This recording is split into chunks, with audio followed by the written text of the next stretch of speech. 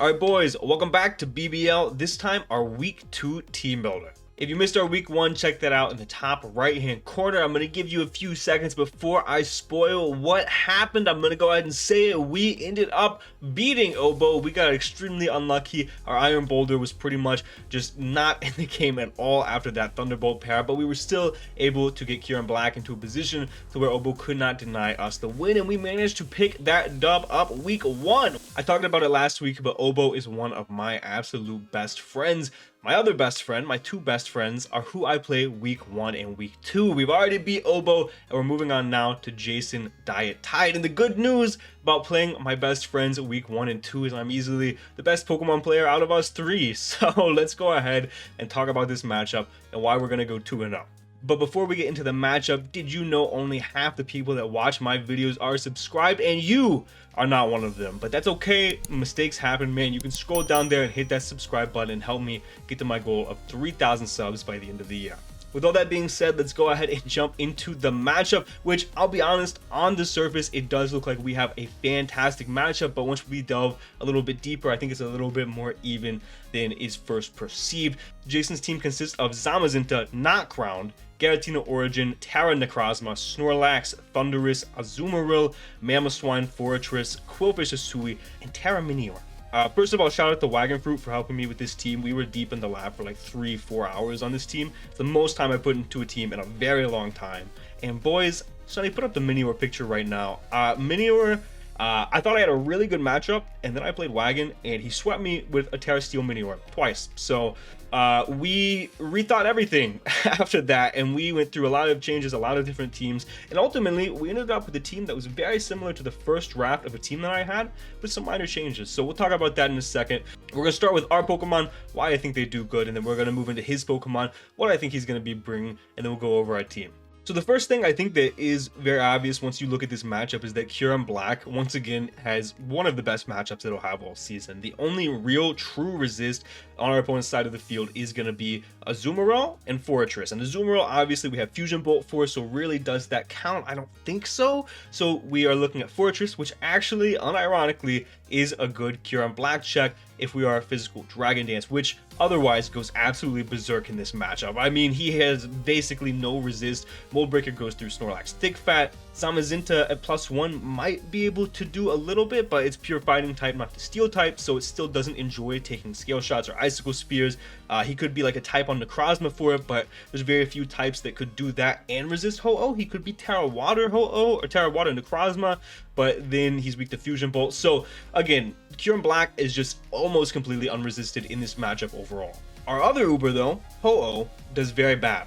Very, very bad in this matchup. Zamazenta gets Stone Edge, Gara gets Stone Edge, Necrozma gets Meteor Beam and Stone Edge, Snorlax gets a Rock move, Thundurus is obviously an Electric type, Azumarill is a Water type, Mamoswine gets Stone Edge, it beats Fortress, it beats Quillfish, and Minior destroys us. So 8 out of his 10 Pokemon have very good coverage for Ho-Oh, and it makes it very hard to find the correct Ho-Oh set. I'll talk about it a little bit. I actually did consider not bringing Ho-Oh, but I run an Uber's League, man, so that was never like a true serious thought. I'm probably going to bring Ho-Oh every single week.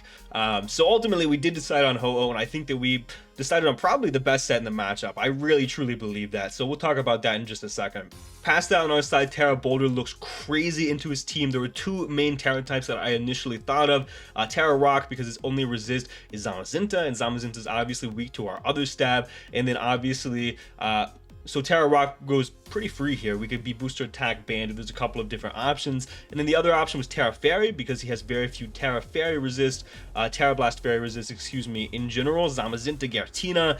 It's kind of just Fortress, and we can deal with that in other ways, and obviously any chip on Fortress puts it in range of a potential Kyurem-B in-game. So those were that's where my head was at when it came to the Tera types. I feel like it was pretty cut and dry between those two. As far as the rest of the team, Grotto was never considered, Swampert was never seriously considered, although I did enjoy Rock. Swampert was not the mon to do it on. Azelf was highly considered.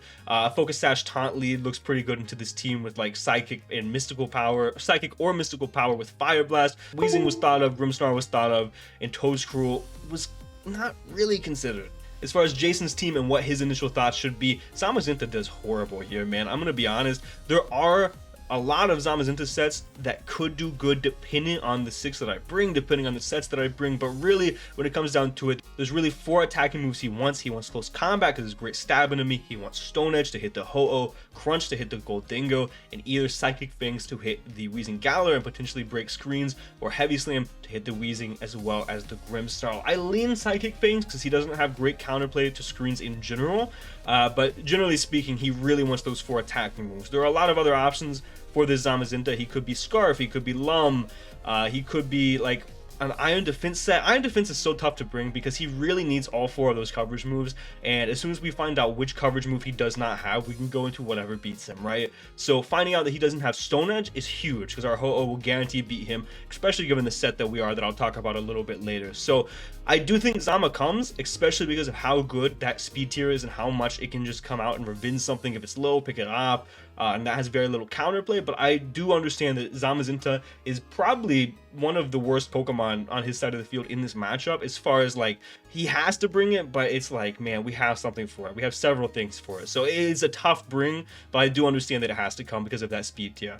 And that is why I thought this matchup was so bad for Jason, because not only does Zamazenta do bad, but Giratina doesn't do great. It does better than Zama, for sure, but we have Grimmsnarl, we have potential dual screens, we have Wheezing, we have things to outspeed it, Kyurem-B outspeeds it and pressures Okos, Iron Boulder, like I said, Terra Fairy I think is pretty obvious here. So we have a lot of different things that combat Giratina, and while it does do better than Zamazenta, it still doesn't do amazing. I do think there's no universe Giratina does not come, but we do have several different things for that Pokemon. As far as sets on it, it's really hard to gauge. I really could see a wide variety of sets on the Giratina. He could be like a physical set with Polter, Sneak, Stone Edge, and like Willow, like Thunder Wave potentially. He could be a special variant with like Calm Mind, Rest Talk, Draco potentially, Calm Mind, Rest Talk, Hex is a potential as well. Like, there are definitely some options that are very scary on that Giratina, but it's like we always have counters for it, is the thing. We always have a way to revenge it. So it's probably just gonna be an offensive Pokemon, send it in, do some damage to whatever he can in this matchup. Necro is very tough here because I think there are a lot of different Terra types that work on Necro, and that's just how Necro functions, right? Like, it's a Swiss Army knife. You can really consider a lot of different options every single week for what Terra types you want. The Terra type that I was particularly scared of when I was prepping was Ground. It blocks Thunder Wave. You can resist Mighty Cleave from Boulder. It has a lot of utility with that, but at the same time, Fire looks pretty good to resist the Ho-Oh and also the Icicle Spear from Kyurem, and at the same time, Dark is pretty good to resist the Prankster Thunder Wave from Grimmsnarl, as well as be able to beat the Gholdengo. So those were the 3 main options that I was kind of considering here. I do think Water also makes some sense, but past that, I don't really know what other types he could be. But like I said, Necrozma is like a Swiss Army knife type Pokemon. It can really do it all. As far as a set, I think it's going to be Morning Sun Meteor Beam Special with Photon Geyser Last Move. Last Move could be a wide variety of things. Really depends on what his Terra type is. He could be Terra Blast, he could be like Dark Pulse to hit the Gholdengo, he could be Heat Wave to hit the Gholdengo. There's a wide variety of things Necro could be, but I do heavily anticipate it to be a special variant here. And then we're going to go ahead and skip around a little bit because those 3 Pokemon I do think guarantee come pretty much always. Like I said, I could see Zamazenta not coming, but I think it's really, like, you're stretching yourself really thin if you do that on your speed tier, so I don't necessarily think it doesn't come. And then the last Pokemon that I do think guarantee comes is Fortress. Like I said, Dragon Dance Kyurem gets out of hand very quickly if he does not have Fortress. So bringing Fortress mitigates that Kyurem-B and gives him some sort of a counterplay. As far as the set goes, he's probably going to be like Stealth Rock or Spikes. He's going to be Volt Switch, Stone Edge, and then filler move. He could be Custap Rapid Spin, Custap Explosion. There are a couple options there. It's a little weird to bring Custap. Like, he could be lead Custap Sturdy, but if I lead Ho-Oh and I Sacred Fire, you get burned 50% of the time, and 50% of the time your set's useless. So it'll be curious to see how he does that, and a big key factor for our game plan, because we are bringing Kyurem-B, and he is going to be our win con. And a big key to us winning this game is getting that Fortress chipped early, and putting it in range to where it will die to a Kyurem-B hit of +1. And past that, the reason that I think this matchup is so much more of an even playing field than I initially thought is because look at Jason's Pokemon and then look at my Pokemon. You could pretty much mark out Toadsquirrel's not coming, Swampert's not coming, Grotto's not coming, and it's pretty much a toss-up between the other 7 and which one I leave at home. For Jason, he literally has a use case, a strong use case for every single Pokemon, and every single Pokemon has multiple viable sets, in my opinion at least. There are like Snorlax can come, a Curse Rest Talk Body Slam set does very, very well, or like Curse Rest Chesto, Earthquake, and Body Slam does very, very well. That Pokemon's pretty scary. That's really the only viable set for that, but like the other things, Thundurus could be like a plot set, and that would be really scary for my team. He could be like a Bulk Up Brick Break set, that could be pretty scary. He could be Utility Thunder Wave, that could be scary. Azumarill, specifically, Azumarill tough because on the surface, you don't want to bring Azumarill with huge power in this game, or Belly Drum Azumarill, because I have Neutralizing Gas from Wheezing, and that completely invalidates your Azumarill, right? And that makes us think, made me and Wagon think initially, hey, he might bring like Mystic Water Special, because that can 2-hit KO with Hydro Pump. That's definitely a possibility. He could bring like Perish Trap. Perish Trap's pretty scary, but I can pretty easily go Gholdengo on that, and he can't trap me. He could be like Wakandberry and Oko the Kyurem Black in return with a Play Rough, like that's a possibility. But if he hard calls me to not bring the G Weezing, he could bring something like Belly Drum or Huge Power Banded, something like that, and get massive damage off, and I could be severely underprepared for that. So it really depends on what he thinks I'm going to bring as far as the Azu goes. Mamoswine, I don't have great resist for in general. It could be his Rocker, he could be Scarf, like Stone Edge, Shard, Crash, and Earthquake does very well. He could replace Crash with Stealth Rocks if he wants to be like a Focus Sash lead. Mamoswine makes a lot of sense. Quillfish Hisui is probably the Pokemon that makes the least sense, because I think you just bring Fortress if you want spikes, or you put spikes on Fortress if you want spikes, and Quillfish does give a lot of different Pokemon a lot of opportunity to set up. So I don't necessarily think Quillfish is going to come. I think it's probably the worst Pokemon in the matchup, but like I said, every Pokemon has some form of usability here, and I don't think Quillfish is excluded from that. And then Minior.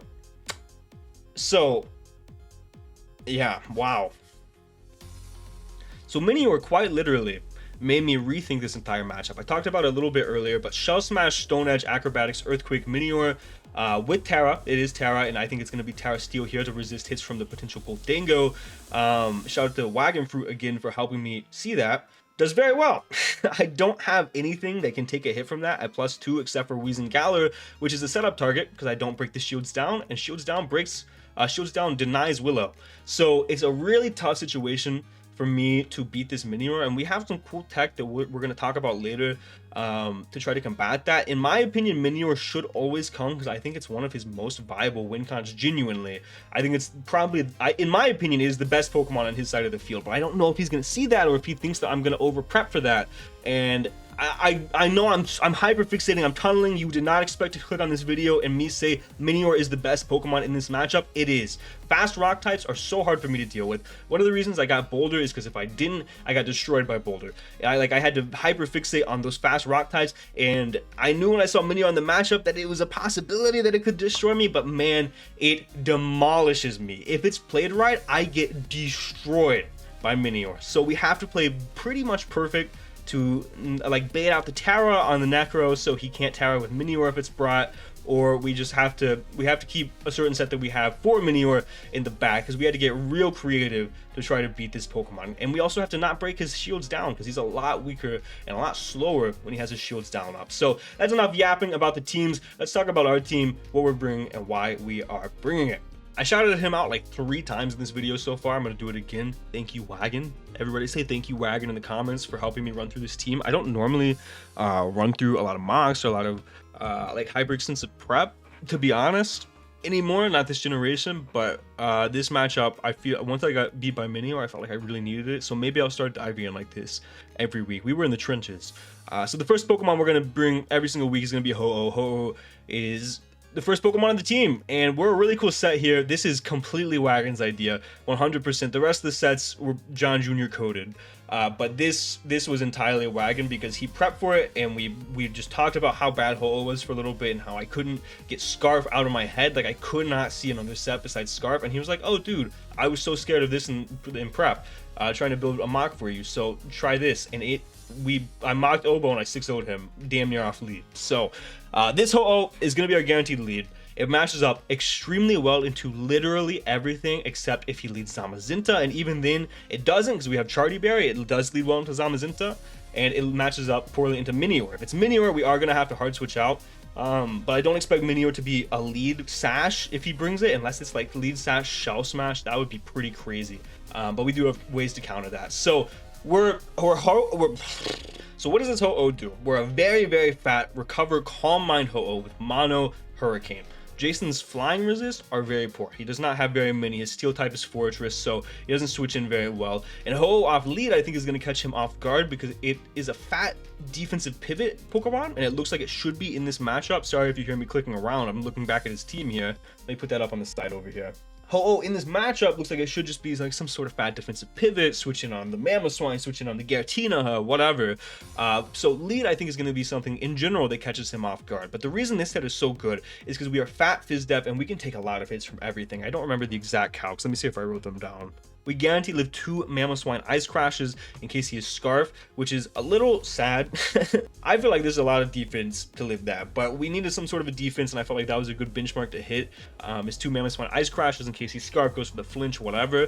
And then all the physical attackers are susceptible? All of the physical attackers have the potential to get burned. So all of the physical attackers do not scare me a whole lot, right? Like I can burn the Zamazenta, the Giratina, the Azu, the Mamoswine. Like he could be Lum on any of those Pokemon as well, but that's why we're Charty Berry as like a failsafe. Oh, he's Lum on Zama, but he clicked Stone Edge, but we're Charty, so it doesn't matter, so it cancels it out, right?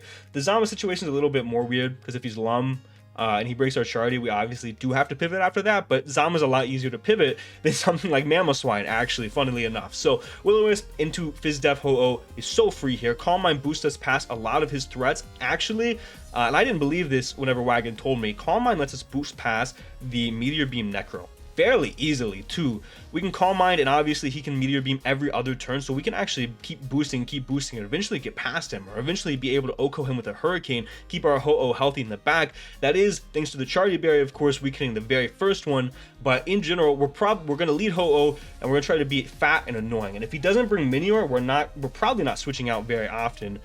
Maybe when the Charty Berry is popped and he goes hard Zama, we're going to switch out, but past that, like, it's going to be pretty hard for him to deal with this lead of Ho-Oh and Hurricane. As long as we land these Hurricanes, man, this set does so fantastic in the matchup. We do have enough speed to outspeed the Mamoswine, which also lets us outspeed the Necro, which I feel like is important because if he's not Scarf, we outspeed, we're able to get the burn off. We don't have to worry once our Charty is broken. Really, the only situation where we have to worry about that Charty being already broken, we have to see how fast his Giratina is, which he could totally run max speed Giratina. We have to keep that in mind, and we have to keep in mind the Zamazenta. We have things for the Zamazenta, obviously, I'll talk about it a little bit later, but in general, this set just cooked in Mox. It destroyed. I think it's going to really catch him off guard, and it's really putting us in such a good spot early. Our next Pokemons are Wincon, Kyurem Black. It's a pretty simple set this week, man. We're Dragon Dance, Icicle Spear, and Fusion Bolt. Those 3 moves, it's pretty obvious, right? Like, I don't really have to tell you why those 3 moves are good here, but Freeze Shock with Power Herb is really cool because it allows us to pick off a Weakened Fortress at +1. Fizz Def Fortress, it does about 40, if I recall correctly, so we just need a little bit of chip on that, We need over half on that guy, but it doesn't have recovery, and Iron Boulder, which we're going to talk about next, is going to be able to put him in that position to be under 50 pretty easily, so that shouldn't be too hard once we get that +1 off. Or Freeze Shock is here to pick off the Zamazenta. If he is able to preserve that Dauntless Shield, it actually takes a lot less than you would think from Kyurem Black, so it mitigates that, and Freeze Shock at +1 should surprise him, able to catch him off guard and pick up the KO. We're just a pretty self-explanatory set. We outspeed the Giratina Origin, max attack, rest in HP. There's not a lot going on. There doesn't need to be a lot going on for this set. This set just beats him. Generally speaking, this set just beats him once that Fortress is weakened. We have to watch out for Scarfers, like he could be Scarf Zamazenta to combat this. We have to watch out for Thunderwave. Thundy's definitely something we always have to watch out for, but we might even, once we get in the position to DD, we might even just trade it because he does have to fear the Lumberry. Like, Kyurem Black is pretty easy to set up into a position to win here. We just have to be kind of conscious that this is the end game. No matter how this game goes, this Kyurem Black is going to be ultimately what we want the last Pokemon on the field to be, so we can end up winning with this game. I don't say that meaning that we want all of our Pokemon to die and Kyurem Black be the last one alive. We want Kyurem Black to be the last Pokemon for us to touch the field, because we want, whenever he touches the field, the game to be over, right? So that's what we're trying to go for here with Kyurem. Next up, we're banded Boulder, baby. I'm gonna be honest, this mon just does so much damage here. We're banded, we're quick attack, mighty cleave, psycho cut, close combat, we're Terra Rock. Close combat's just in case we need to do a middle ground on like Snorlax. It's not that important. Psycho cut's here because it has a high crit chance into the potential Zamazenta in case things get out of hand with potential iron defense stat or something like that. Psycho Cut's not going to be clicked a whole lot. I'll be honest, Mighty Cleave, 9 out of 10 times we're clicking Mighty Cleave. It's so free, it does half to a Fortress that's Fizz Def. Quick Attack is here just to pick off like a Minior if he Sash with our other tech in the back that is kind of needed. Or a potential like 1 HP, Thundy, Zamazenta, etc. Things like that. Like Scarf Pokemon, potentially Mamoswine.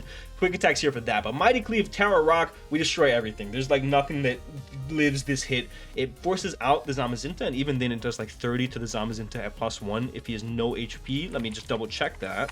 Yeah, it does 30 to 35 to a no HP Zamazenta, and we force out the Dauntless Shield. So this is going to be our mid-game breaker.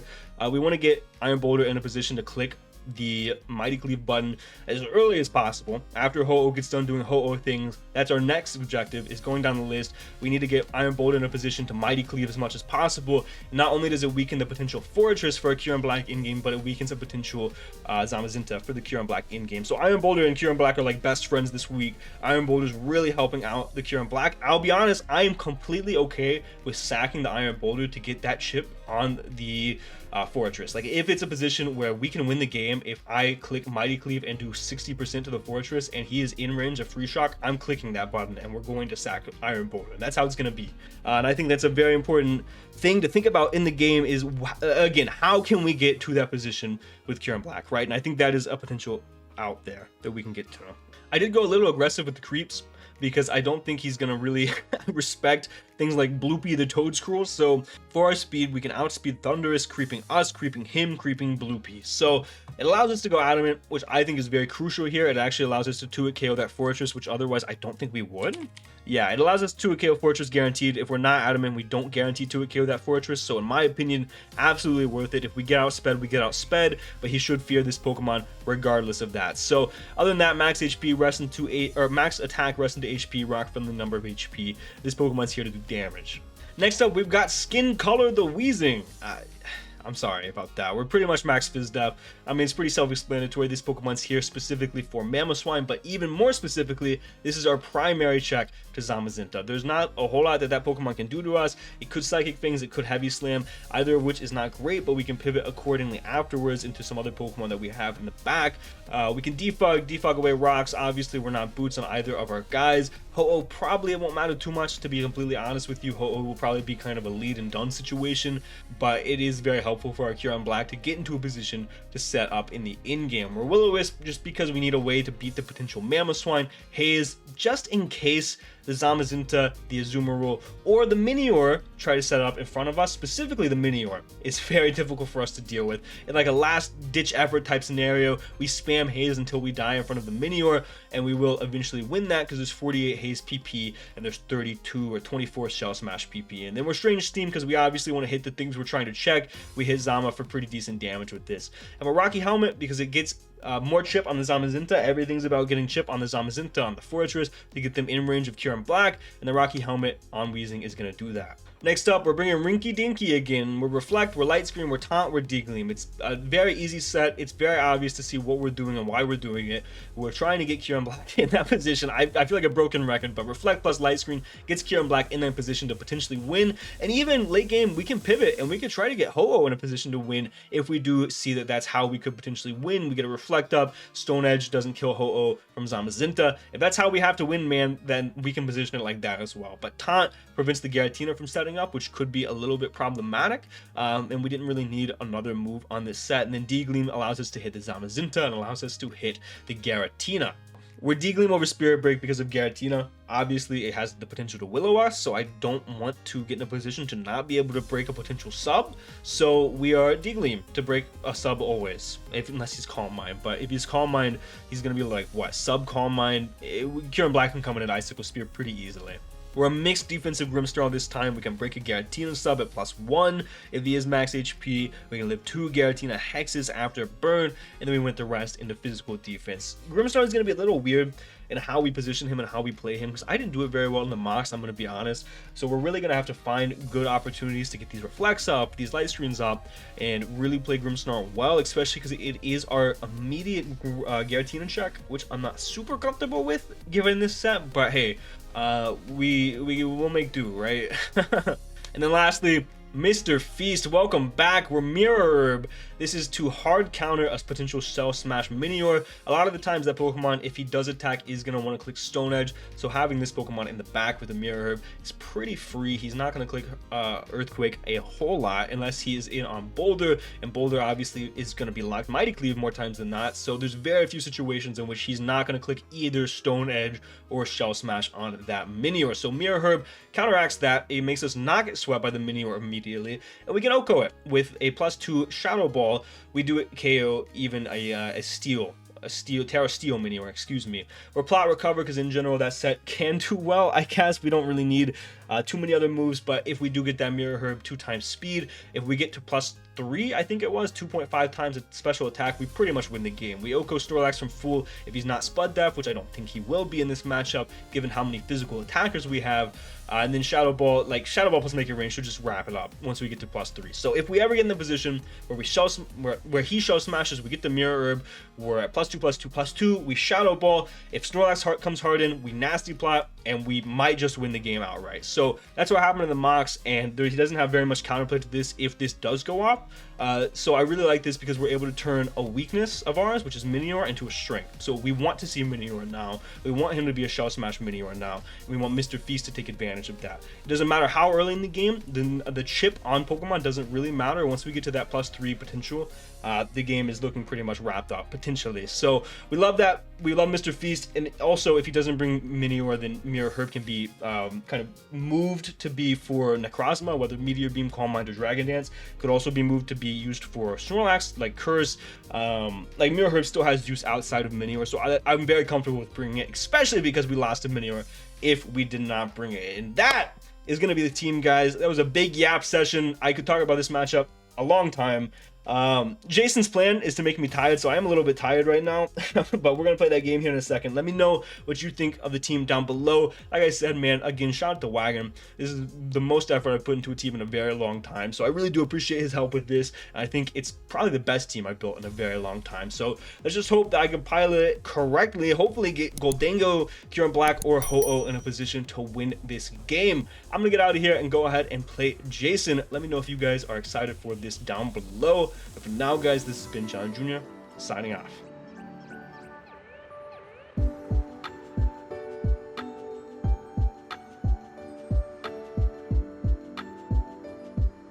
And I got very, very lucky with my schedule in week 2. How do I want to word this?